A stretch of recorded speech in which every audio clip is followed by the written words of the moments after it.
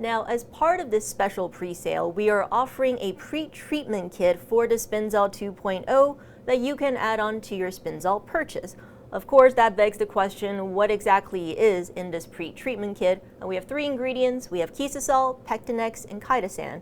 Dave, can you talk a little bit about each of the ingredients and their role in the clarification process? Sure. So most of the techniques that you're going to use at a bar require a pre-treatment. So you really, if you're getting a Spinzall, you should also buy the pre-treatment kit. Like, for sure, don't just have this show up without the pre-treatment kit, because it really limits what you can do. And what these things do is they allow you to clarify at a much lower G-force. So whether it's our centrifuge or even the big ones that people buy, unless you're buying a $30,000 or $40,000 centrifuge, you need treatment agents, right? So what Pectinex does, it's an enzyme. And I'd like to say also that all of the products that we have here are vegetarian, vegan based. Okay, so you don't need to worry about it. Some of the older products weren't. We'll talk about that. But so this enzyme knocks out pectin and something called hemicellulose, which are like things that add body to fluids, to liquids, and they cause them to suspend.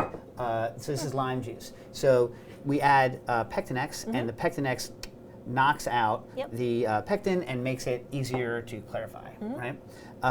Now, the problem is that on its own, Pectinex doesn't work on things that are as acidic as lime juice.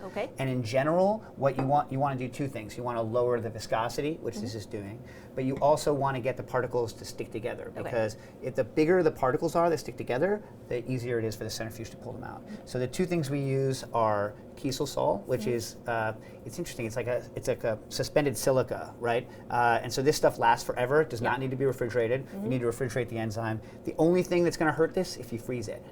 If you freeze it, it goes from being like this to like a pile of glue. It's weird. Learn that the hard way. Yeah, it never gets good again. Like so this lasts basically forever. And the last thing you're going to need is chitosan. Now, most chitosan that you buy, if you go to a homebrew store, is made from shrimp shells. So not vegan, and also it needs to be refrigerated. It gets all nasty.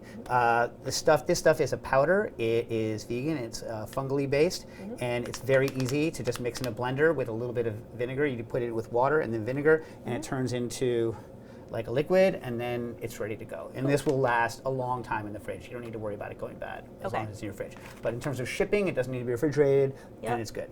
And so what you do is you add, the protocol is always add enzyme with Kisosol, wait a little bit, add a little bit of this chitosan, add a little bit of the Kisosol again, ready to go. That will clarify almost anything except starch, but we do have some tricks for starch.